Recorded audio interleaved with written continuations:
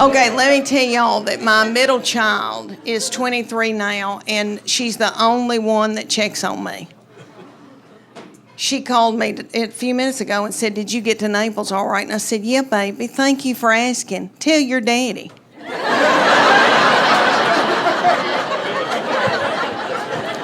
She is a beauty, and she is smart and hateful. And we've been scared to death of her all of her life. And it really got bad when she was about 16 or 17. Have any of y'all been through that? We walked on eggshells around her. She'd come down the steps in the morning, we'd be like, "Who is it?" "I don't know." And it happened when she was about 16 or 17. She turned on me on a dime. And I truly believe that God allows this because he knows that you're grieving because they're going to go to college or whatever they're going to do. And he makes them just as mean as he can so that you can let them go. The very breath that I breathed out of my nostrils made her so angry. We were not allowed to eat cereal in our own home because she couldn't stand to hear us chew it. And I don't mean to talk about her because she had a lot on her. She had to empty the dishwasher. That was a lot. She's always had a bunch of boys after because she's a doll, and they always wanted to date her and always came around our house. And there was one, and he was a player. He was a schmoozer. And he would say stuff to me. He'd go, "Miss Morgan, you look beautiful today." And I'd be like, "Oh my gosh, can I make you a casserole?"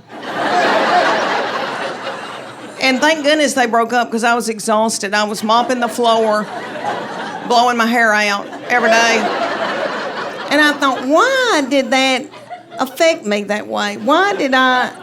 And I thought, oh, I know. It's because my love language is words of affirmation. And I don't get them.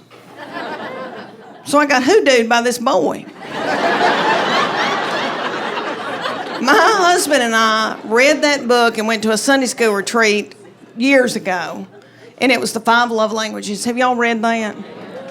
I know. It's good. And it works. It really does. But you read the book and you take the test, and you and your husband, example, you and your husband will take the test.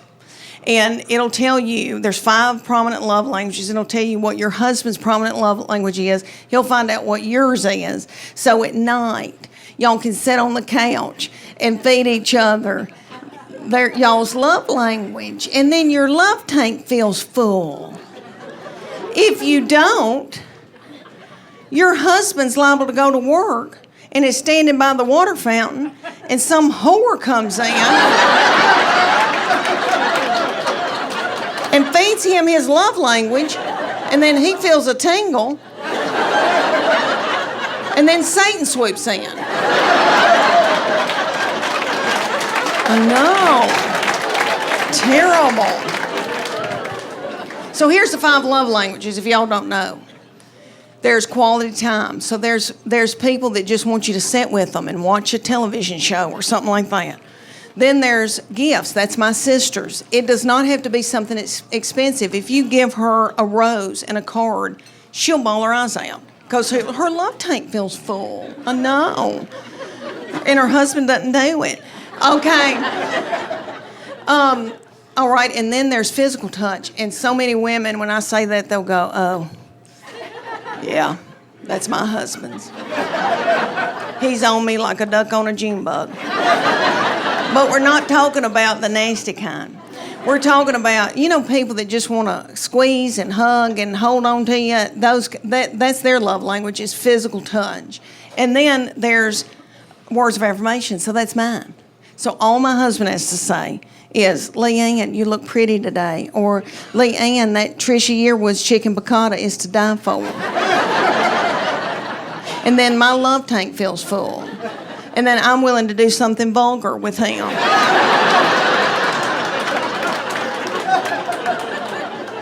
And then he gives me money to get my hair highlighted.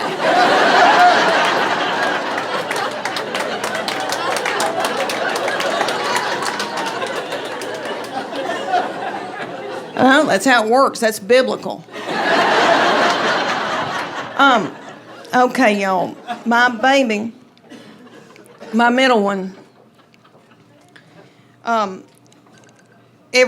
whole time she was in high school, so ashamed of me and so embarrassed by me, but loves me more than anybody. Now we're best friends, but I'm telling y'all, everything I did made her so mad. And I remember showing up at middle school in a pair of yoga pants. She goes, "What are you doing here?" I thought I looked so cute. But anyway, she had a bunch of little girls always spending the night, and she had this little girl spend the night, and the little girl stayed a couple of nights, so I did her laundry, and all I said, this little girl was, "Katie, you're so tiny. Your little underwear looks like a slingshot."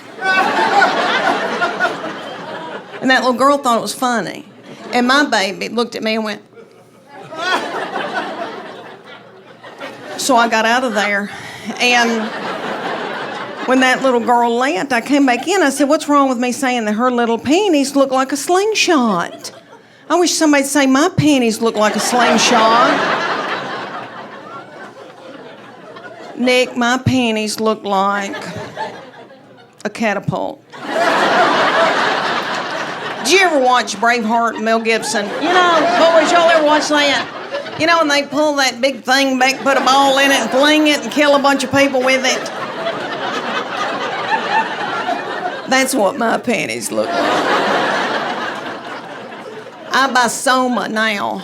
Soma, big old panties, honey. The bigger the better. I used to wear Victoria's Secret when I still had hope. And then I found out, y'all know who owns Victoria's Secret? Satan. And, no, he doesn't. I had to stop wearing them because they were cutting me in two. But, Lord, they're probably about to go out of business. But anyway, everybody is. But I love a big panty. Okay. My baby child is 22 now. She lives in New York and goes to school up there. And we miss her. And she's been a doll baby. And her daddy and I, we begged her to go to Phoenix Online. And she was like, "Get out of my butthole." So y'all just stare at me. And she smells good. But anyway, my husband is 6'4", 230 pounds, 250 if he's eating white flour and sugar. He plays a lot of tennis. And it got on my nerves so bad because I had no estrogen, no progesterone, no testosterone. And I was crazy. Okay, his testosterone dipped a little. Praise God.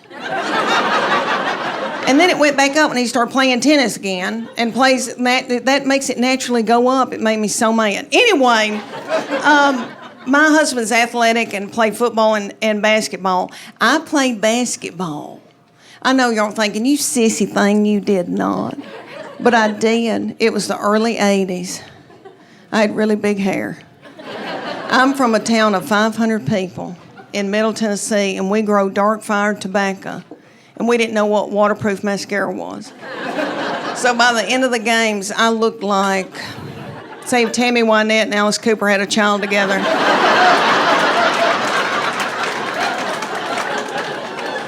I played forward. Sometimes I had to play center if Mary Rowland had to take her baby to the health department.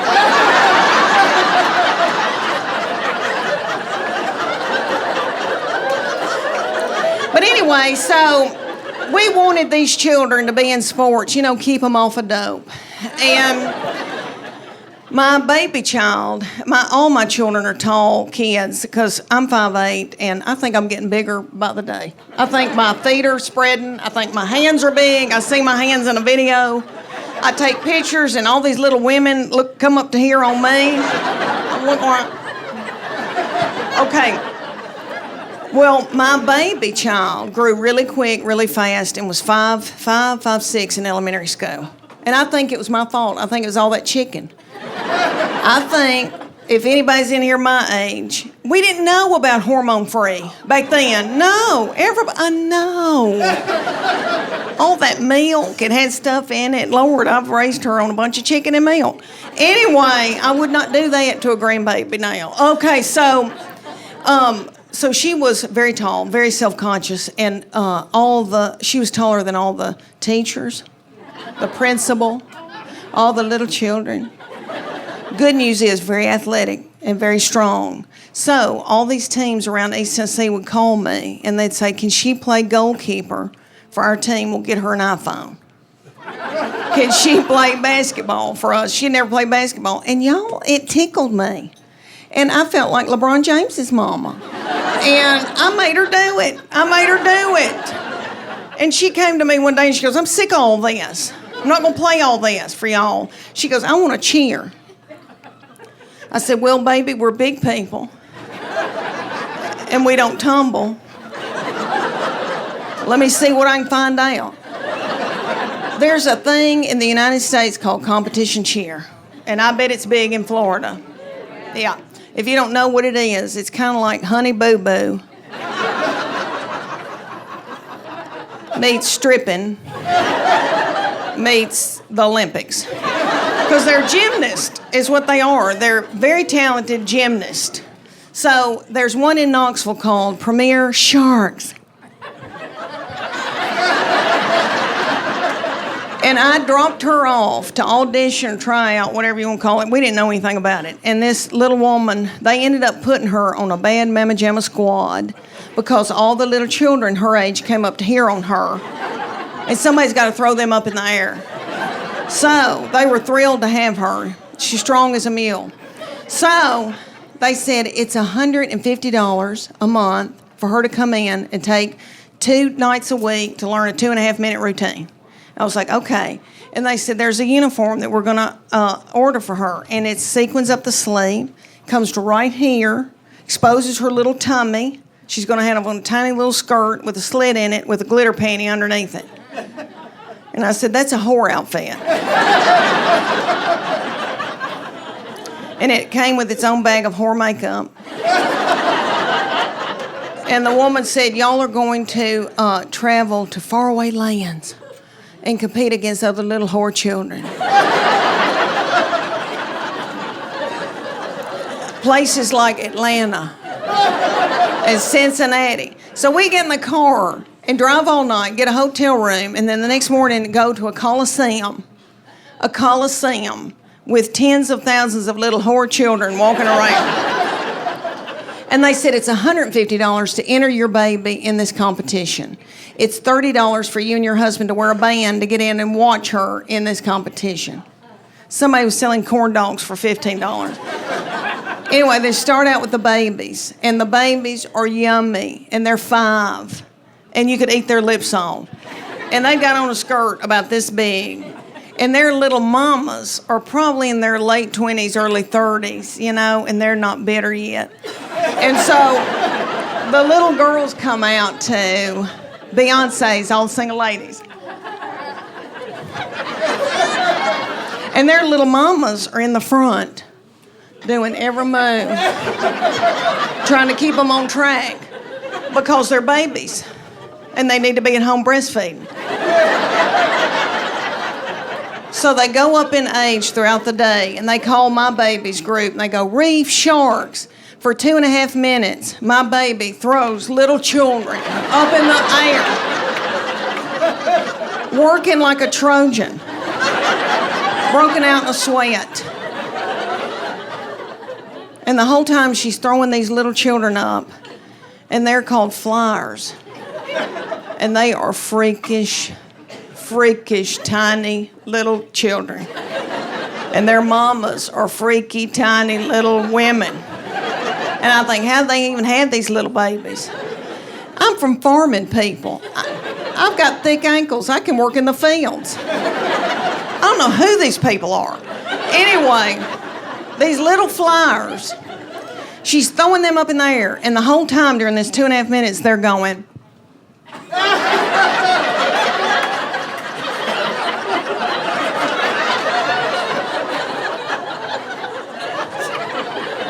And nobody knows why.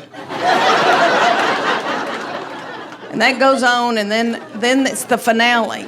And 25, 30 little girls put their forehead on the ground and hunker down. And the finale is my baby My baby hops up and has got a little girl's foot in her hand.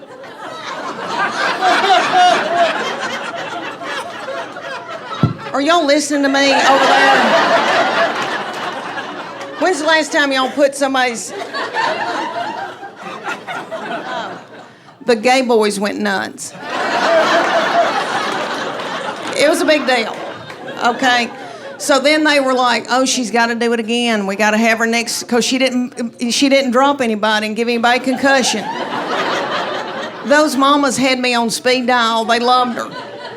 But she was like, you know what? I've got spirit. I know I do. But she said, I'm tired of this. I got it out of my system. She said, I'm not going to do it anymore, but I'm keeping that whore outfit. My baby child is so different than the other two because I was so tired. By the time I got around to her, I was beat down. I was tired.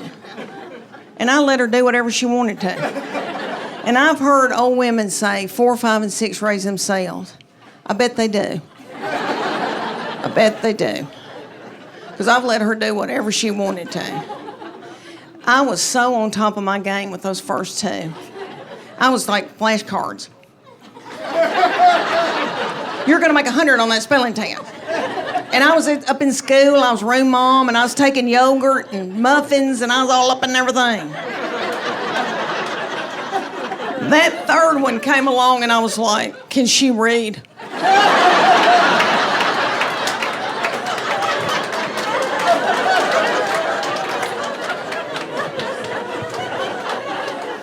Let me tell y'all that my people are down in Middle Tennessee. I told y'all farming people, and I was raised old-timey Methodist. And my people are kind of superstitious, and there was like no gambling. You could play rook. There was no alcohol in our house. Never had alcohol until my sister, until we were trying to get her married off. And she married this hoop-de-doo man that owned part of a winery, and so we all started drinking. Yeah. And my little mama had never had alcohol, and she drank a glass of wine and got out of my car, and she goes, I can't feel my arms. But there was no cussing in my family. They didn't want any ugly language, so I brought that into my marriage, and my husband's people say ugly words. So I said to him, we're not going to have any cussing in this house, and I said to these children, I go, nobody's going to say anything ugly. You can't even say stupid. You can't call anybody stupid. You can't say but. If you do, you're going to be in deep doo-doo. And they listened to me. Those first two did exactly like I told them. Well, that baby came along, and it started out with spell cussing. She'd come in a room and say, what the H?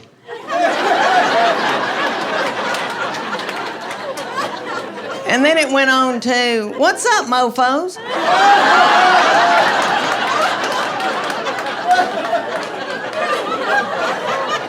My husband's name is Chuck. She go, Chuck, you a-hole. And my husband gets so tickled and just gets so, and he'd go, oh my, you nut. And my oldest two would be like, what? She just said what? I know, we let her do whatever. All right, y'all. Because we are taping this. I'm trying to get in different material, and I'm trying to do new, and I'm out of my mind because I'm in brain fog. So y'all bear with me. I'm trying to switch it back and forth.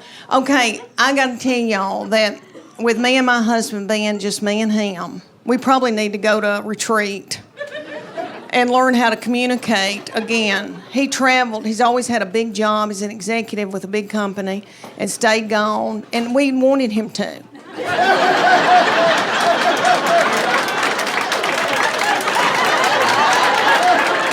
I'd be like, your daddy's coming home.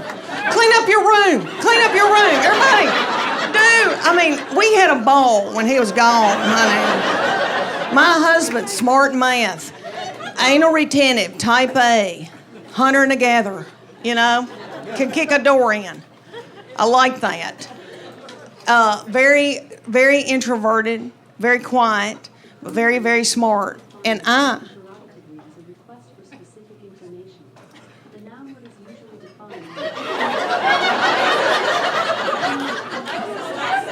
Is that Alexis? Are we boarding a plane? It sounds like we're boarding a plane. Is something taking off? If it is, we need to all wash our hands. What was I saying? Oh, my husband. Okay. So he has always been like he worked for Burger King when he was 14. They gave him a key. So, and he was getting an MBA at UT when I met him, and he's a little bit younger than me, and he'd already been out 4 years, worked, and then went back to get an MBA. I was just finishing up my undergraduate because I'm fun. So it has been a tumultuous, because if y'all saw my purse, y'all be like, her life is out of control. And he is just like that. But anyway, now it's just me and him. And if I could give you young people any advice, I know you hadn't asked me for it, but you need to go on date nights, and you need to nurture that. And I know everybody's driving in a car, and everybody's fighting, and everybody's got something in a crock pot. But you need to do that with your husband, because one day it's just going to be you and him, and you're going to look at him and go, who are you? And what do you want from me? So I try to do fun things, and people say to me all the time, they go, do you let your husband travel with you? And I say, no. The main thing is he's got to keep working. We need health insurance, you know? Everybody's getting their eyebrows waxed. We need to keep this going. We want him to work as long as he can. The other reason is he loves a hotel. You know, men love a hotel. And I got to work. I got to put on makeup and get on Spanx. And so I'll take him to a hotel, and he gets a glazed look over his eyes. And I find myself doing this. And it doesn't have to be a nice hotel. It could be a Scottish Inn. And there could be a bloody spot on the carpet where there's been a murder. It wouldn't bother him. But anyway, I don't let him do that. So around Knoxville, I try to do things for me and him to do together. And I bought him tickets to go see Def Leppard and Journey. Oh, y'all. Going to a concert is very different when you're 54. I went to school at UT, and I used to go to all the concerts. I saw Tina Turner, John Cougar Mellencamp, Rod Stewart, I don't know where I got the money. But in the 80s, honey, I went. Nick, I was so cute. I had on little bitty britches. My thyroid was functioning. I didn't care about food. I'd eat a half a can of tuna, and I'd be like, I'm full. But anyway, so I got us tickets, and my husband, I thought, we're going to have a date night. And he goes, I can't get there in time to go out to eat. I'll meet you at the concert. So he had bought a tall boy and an egg salad sandwich at the gas station. I know, I had to smell that all night. So anyway, I was hungry, and everybody at that concert was my age or older. And everybody's worried about the snack bar. And I was too. Journey was already on stage. Nobody cared. Everybody was at the snack bar. But anyway, Little Journey, we all go to watch Little Journey. Journey does not have Little Steve Perry anymore because he had to get a hip replacement. So and I loved him. They've hired this little bitty man who is yummy, and he's taking care of himself, and he's got little bitty britches on, and he hadn't eaten white flour and sugar, and I don't think he's done dope, and I don't think he's slept with nasty women. So he's hopping and doing and squatting and doing, and all the old boys in the back look sick and bloated, and they're going.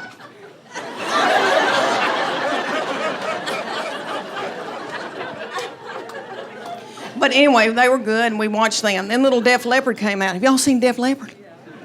Still could sing like nobody's business. But that little man came out. Oh, that little man came out. and his little hair was down to here, and you could see through it. And I took one look at him, and I thought, thyroid, because I've got it too. My hair's thinning too. And that little bitty thing's legs were that big. I've never seen legs that tiny on a man. Frail. And he propped it up on a little... And it'd do. And then I noticed there was a hump right here, and I thought, what is that hump? Oh, hernia. He's got a hernia. And I know because I've had one, and he hadn't had time to get a mesh put in it. I've got a mesh. Anyway, he started singing, "Put Some Sugar on It." And my very quiet, introverted husband stood up and then sat back down.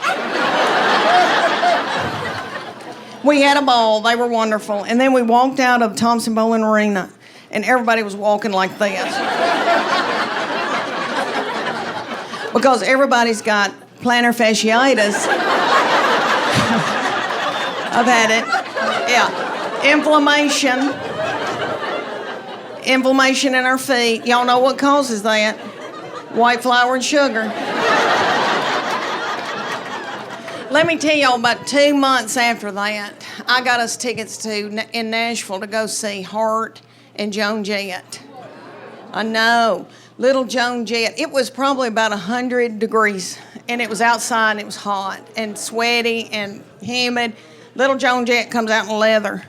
And let me tell y'all, she's the size of this glass. Joan Jett. But she rocked it, and she has filler, a lot of filler, and it looks good. It looks good. And I've never wanted it until now. And I think, should I get my lips plumped up? Because what happened to my lips? My lips just sucked up into my body. I used to have lips. Anyway, so she came out. She was wonderful. And then Nancy and Sweet Ann and Nancy came out, the sisters, Hart. Ann's the oldest one, you know, the dark-headed one. She came out in a big pair of orthopedic tennis shoes.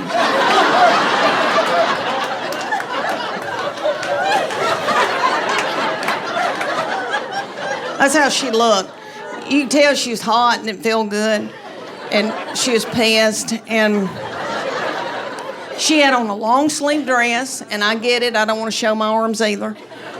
She had on a long-sleeve dress. It was 100 degrees in Nashville at night, humid, sweaty. She had on pantyhose with those big orthopedic, I know. And I thought, what in the world? And then I thought, compression. She's got on compression hose.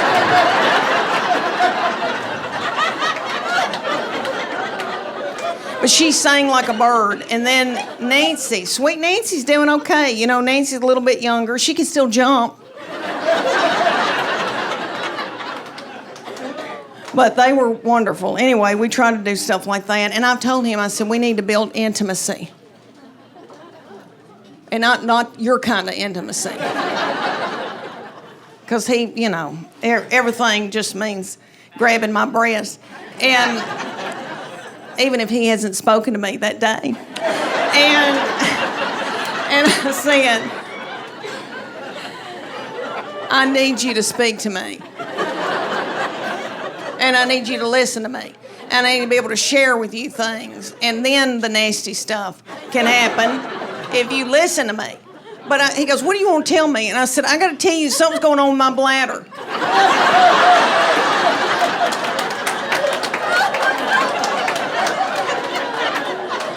He said, I don't want to know. I don't want to know. And I thought, that's odd, because I've had your children. And I went through a lot, you know. I had 3 babies 2 different ways. And that first baby was an emergency C-section, and I remember being in the operating room and scared and young, and my husband looked at me. He was sitting there watching it, and he said, oh, my gosh, they've taken your uterus out and set it on your chest. And I was like... He said, it looks like a Cornish hen. I was thin, and I had eyebrows. And my husband was so tickled with me that he bought me presents for no reason, no special occasion. I guess you boys know what he was after. He got it. So now, and that was sinful. It was the 80s. So I had a bunch of kids by him and married him, had a bunch of kids, and then now, Lord, we've been married, it'll be 28 years in April. Thank you. Thank you. Thank you, y'all. I truly believe that he would not pull me out of a burning vehicle.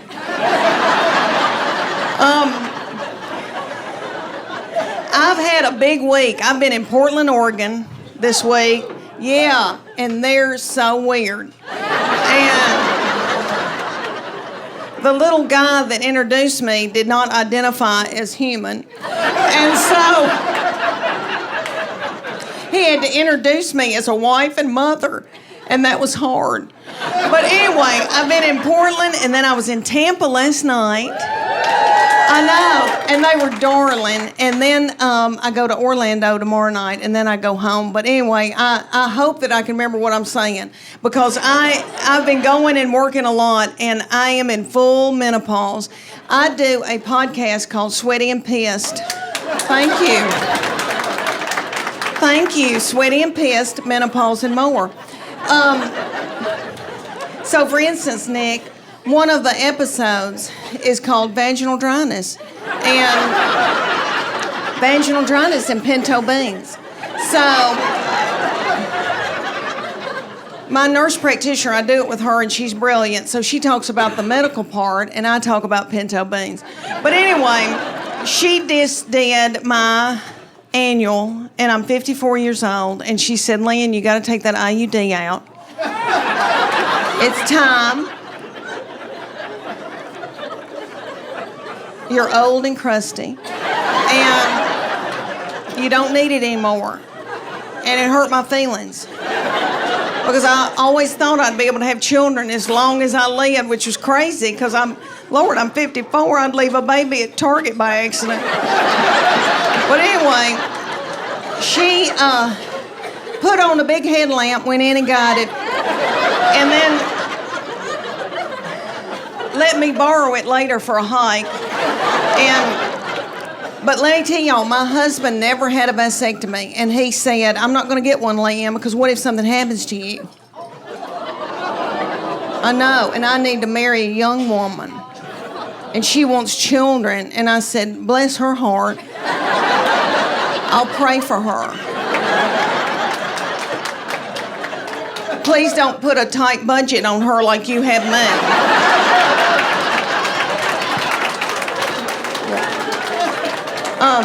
Okay. My husband and I are empty nesters. These children walked off and left me with their daddy, and he is so not fun. Because he's got to make a living. He's got to make a living, and all that money going out. Everybody's getting their eyebrows waxed and stuff like that. So, and you know, kids walk out of a room, they don't turn the lights out when they leave, and that makes a man a butthole. But it's just me and him, and we've got 2 beagles that we are in love with, and we just sit and kiss them in the mouth, and because we miss these kids so bad, and we let them sleep in the bed with us, these dogs, and they're nasty.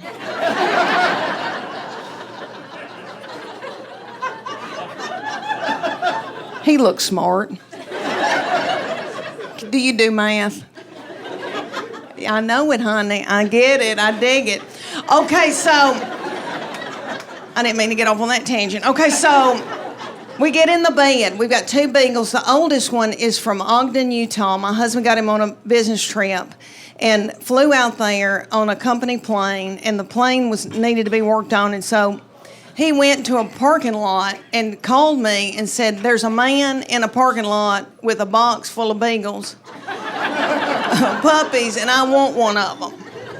And I said, this isn't a good time for me. And he said, it'll be fine, and hung up the phone. But that beagle has been yummy, and he's now 12 years old. He's a little old man, white in the face. I know he's yummy, and my husband worships him. So we get in the bed, and my husband pulls him up to him and spoons him in the bed. And that old beagle looks at me like,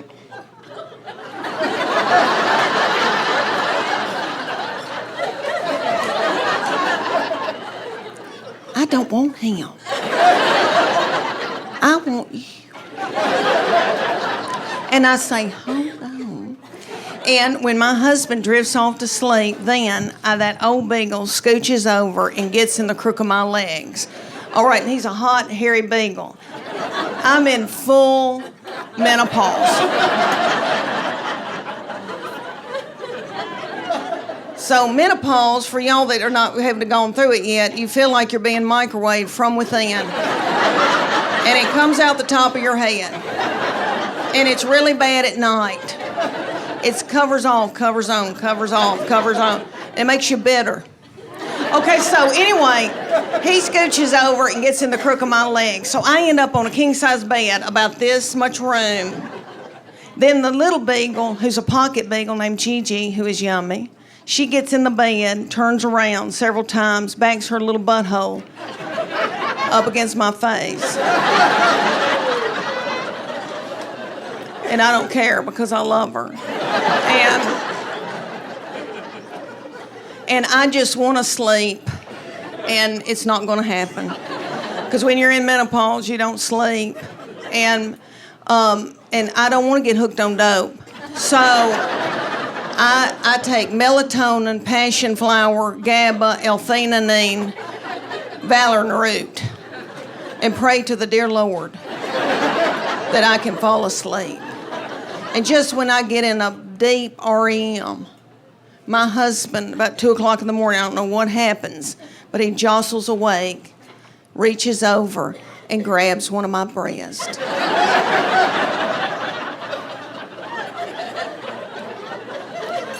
And it puts me into a blind rage.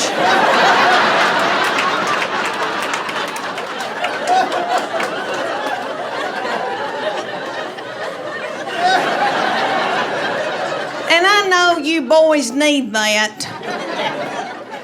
And that's the way God made y'all.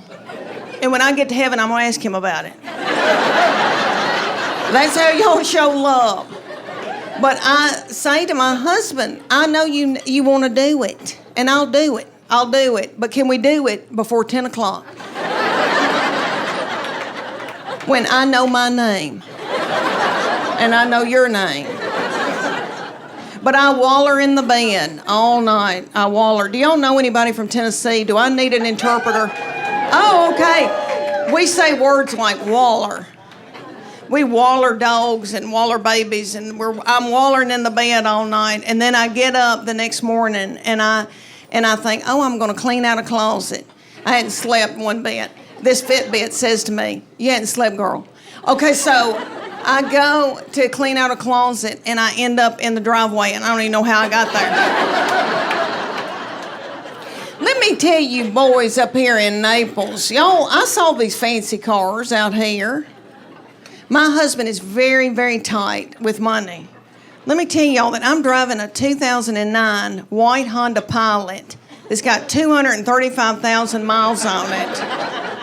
Last year, lights started coming on saying, get out, Leanne.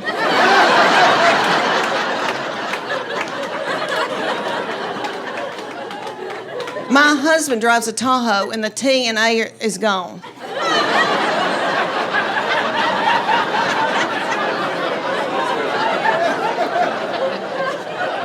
He is very tight and has been saving for our retirement since he was 26 years old. I know. I hope I can live to enjoy it. But he doesn't like to spend money. So anyway, I need to get a new car, and I've been looking out here in this parking lot. If God forbid something happened to him, I'd go on Weight Watchers and come down here.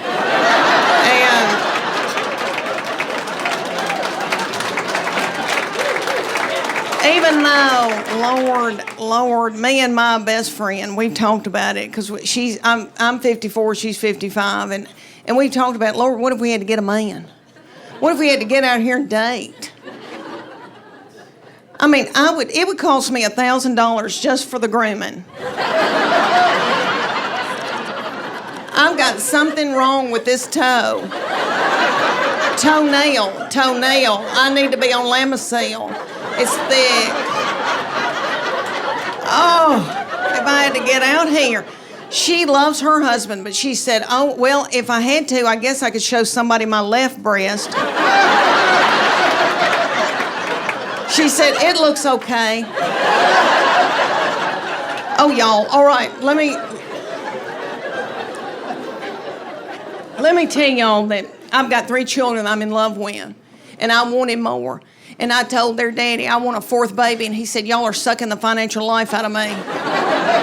So he bought me a dachshund.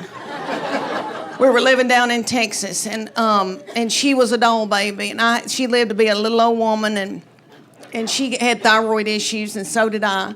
And so we had to get on thyroid medication at the same time, and we both gained a lot of weight. And I was walking her in our neighborhood, and a little girl came out and said, can I pet your groundhog? But anyway, all right. The 3 children I did get to have been a blessing, and I'm in love with them. I've got a boy and 2 girls. And my boy has been so much easier to raise. Who do you think's easier to raise, boys or girls? Just yell it out. Boys. Every once in a while, there'll be a frail little woman yell out, girl. But I think she's being threatened. No, I love my girls. And I know that when I'm in the nursing home, they'll be the ones to come and pluck my chin hairs. But my boy has been so easy. And I got to tell y'all, I think firstborn, they are, they want to please you and that kind of thing. But he was born an old man. Have you known anybody that was born an old soul? He was born an 80-year-old man. He has had a garden since he was in 6th grade. He cans his own food. I know. Yummy. I know. Woodworks. Makes his own spoons. I know. He wanted to learn how to play the banjo and the mountain dulcimer and the mandolin when he was in middle school with khaki breeches on. Okay, that angel from heaven. So we call him our little Billy Graham. He's been very spiritually mature. I did not do it. My husband didn't do it. We're full of sin. But we've been washing the blood. But anyway, so my boy has loved gospel bluegrass. His favorite artist is Dr. Ralph Stanley. Little Dr. Ralph Stanley's no longer with us, but he lived to be in his 90s, and he was the godfather of Mountain Soul. And he came to Knoxville to the Bijou Theater, and I took my boy, he was about 15, and little Dr. Ralph, they propped him up on stage. Had a little cowboy hat propped up on his head. Almost threw my panties at him. Because that's what you do at Tom Jones. But anyway, I was sitting there listening to Dr. Ralph sing a song about a robin laid an egg on Daddy's grave. And I thought, how many teenagers are listening to this? What are teenagers listening to?